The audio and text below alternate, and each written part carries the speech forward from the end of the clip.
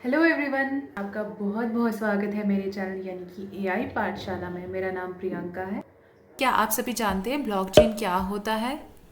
तो चलिए हम इसे एक एग्जाम्पल के साथ समझते हैं कि ब्लॉकचेन क्या होता है। लेट सपोज तुमको टीचर बोलती है कल के फंक्शन में जो जो बच्चा प्रेजेंट था वो ब्लैक बोर्ड पे लिखो कि यस हम प्रेजेंट थे।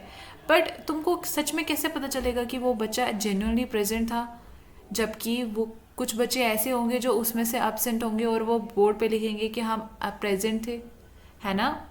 तो अगर लेट सपोज एक रजिस्टर हो जिसमें सारा नोट डाउन किया हो कि कल कौन कौन बच्चा जो था वो प्रेजेंट था, ठीक है, कहाँ कौन कौन सी क्लास से कौन कौन सा बच्चा प्रेजेंट था और कहाँ कहाँ से वो कहाँ का रहने वाला है ना? तो हम कभी भी वो रजिस्टर खोल सकते हैं और देख के चेक कर सकते हैं, कभी भी हमें पता चल जाएगा। वैसे ही ब्लॉक चेन्स होते हैं। इसमें क्या होता है, जैसे आप स्क्रीन पे देख रहे हैं ये ब्लॉक्स, ये एक दूसरे के साथ कनेक्टेड है, यह है ब्लॉक चेन। इसमें क्या होता है, जो भी बिटकॉइन जो होता है, जो ब्लॉक चेन्स जो होते हैं, ब्लॉक चेन जो होते हैं वो एक डिजिटल लेजर की तरह होते हैं जो कि सिक्योर होते हैं और ट्रांसपेरेंट रिकॉर्ड्स होते हैं। और इसमें ये ओपन होता है और ट्रांसपेरेंट होता है बट हाईली सिक्योर भी होता है। यानी कि ब्लॉकचेन एक डिजिटल लेजर है जिसमें सारे ट्रांजैक्शंस जैसे बिटकॉइन या किसी और क्रिप्टो का परमानेंटली स्टोर होते हैं, सिक्योर होते हैं, ये पब्लिकली होते हैं और एडिटेबल नहीं होते हैं। अब हम इसके की फीचर्स के बारे में बात करते हैं। पहला है डिसेंट्रलाइजेशन, यानी कि कोई सेंट्रल अथॉरिटी नहीं होती इसकी। दूसरा है इम्यूटेबिलिटी, यानी कि data once written can't be change, एक बार डेटा लिखा गया तो वो चेंज नहीं हो सकता है। ट्रांसपेरेंसी है, यानी कि सब लोग ट्रांजैक्शंस देख सकते हैं आपकी। और सिक्योरिटी है इसमें, यानी कि क्रिप्टोग्राफिक एल्गोरिदम्स का यूज़ होता है इसमें।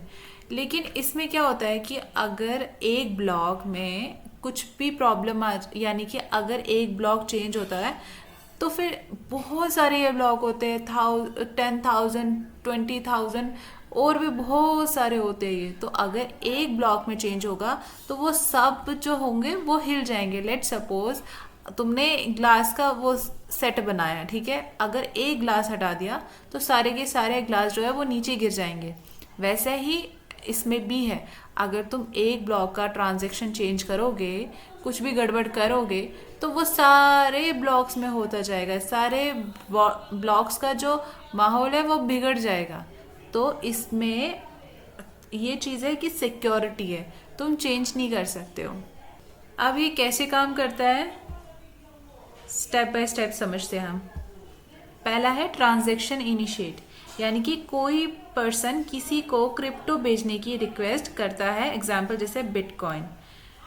फिर दूसरा स्टेप है इसमें ट्रांजैक्शन ब्रॉडकास्ट, यानी कि इसमें ट्रांजैक्शन जो होती है वो ब्रॉडकास्ट होती है, यानी कि पीयर टू पीयर नेटवर्क में सब नोड्स को ट्रांजैक्शन नोटिफाई होती है, ठीक है।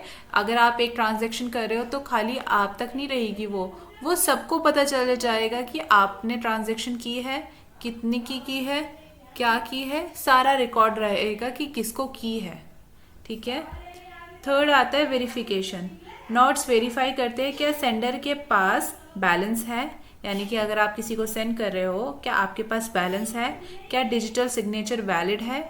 यहाँ पे सिग्नेचर आपका जो होगा वो हैश, जिसको हैश बोलते हैं इसमें, तो वो सिग्नेचर वैलिड है या नहीं है, ये पूरा वेरीफाई किया जाता है।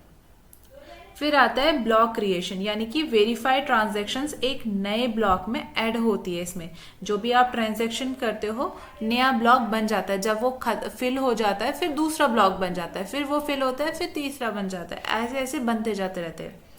फिर आता है इसमें ब्लॉक, फिर आता है कंसेंसस। इसमें क्या होता है, POW POS जैसे मेथड से डिसाइड होता है कि कौन सा ब्लॉक वैलिड है। फिर आता है ब्लॉक ऐड टू चेन, यानी कि वैलिडिटी ब्लॉक जो होता है चेन में परमानेंटली ऐड हो जाता है। इसमें सब ट्रांजैक्शंस पब्लिक लेजर पे रिकॉर्डेड होते हैं। तीसरा आता है सिक्योरिटी, यानी कि हर ब्लॉक एनक्रिप्टेड होता है और ब्लॉक में डेटा टेम्पर करना मुश्किल होता है। एक बार डेटा हो गया सेट, उसको चेंज करना बहुत ज़्यादा मुश्किल है। तो ये एडवांटेज है कि सिक्योरिटी रहती है इसमें। फोर्थ आता है इम्यूटेबिलिटी, यानी कि एक बार ब्लॉकचेन में डेटा चला गया तो उसे बदल नहीं सकते आप, ठीक है। ये परमानेंटली रिकॉर्ड हो जाता है। तो सारा आपका जो चिट्ठा होता है वो इसमें सारा रिकॉर्ड होता है कि आप क्या कर रहे हो, कितने पैसे आपने क्रेडिट किए, डेबिट किए, सारा रिकॉर्ड होता है इसमें। फिर आता है फास्टर ट्रांजैक्शंस, यानी कि ट्रेडिशनल बैंकिंग के कंपैरिजन में स्पेशली क्रॉस बॉर्डर ये फास्टर है, 24/7 काम करता है और काफ़ी फास्ट है, ठीक है। फिर आता है इसमें कॉस्ट रिडक्शन, यानी कि मिडल मैन की ज़रूरत नहीं होती। जैसे फॉर एग्जांपल जैसे बैंक हो गया, लॉयर हो गए, एजेंट हो गए, ऐसे ट्रांजैक्शंस कॉस्ट कम होती है और इसमें कोई मिडल मैन अवेलेबल नहीं होता है, ये डायरेक्ट ट्रांजैक्शन होती है। फिर आता है स्मार्ट कॉन्ट्रैक्ट्स, इसमें ऑटो एग्जीक्यूटिंग एग्रीमेंट्स बिना किसी थर्ड पार्टी के, यानी कि इसकी वजह से ट्रस्ट बिल्ड इन होता है। अब हम जानेंगे इसके लिमिटेशंस के बारे में। पहला है स्लो ट्रांजैक्शंस, यानी कि ब्लॉकचेन जैसे बिटकॉइंस हो गए, बहुत धीरे काम करता है ये। फिर आता है हाई इलेक्ट्रिसिटी यूज़, यानी कि माइनिंग बहुत ज़्यादा बिजली खर्च करता है। एग्जांपल, एक बिटकॉइन ट्रांजैक्शंस के लिए 1 लाख बल्ब्स की बिजली चाहिए होती है। फिर आता है नो रिटर्न, यानी कि अगर एक बार ट्रांजैक्शन हो गया तो वापस नहीं हो सकता है। गलत एड्रेस पे पैसा गया तो इक्वल्स टू गया, यानी कि गया तो गया, वो आपको नहीं मिलेगा, आप उसको रिवर्स नहीं कर सकते हो। फिर आता है प्राइवेसी प्रॉब्लम, इसमें सबका डेटा जो होता है पब्लिक लेजर पे दिखता है। आज की वीडियो में सिर्फ इतना ही, नेक्स्ट वीडियो में मिलेंगे। अगर आपको वीडियो पसंद आई हो तो लाइक ज़रूर करिएगा, चैनल को सब्सक्राइब करिएगा और कमेंट और सबके साथ शेयर भी करिएगा।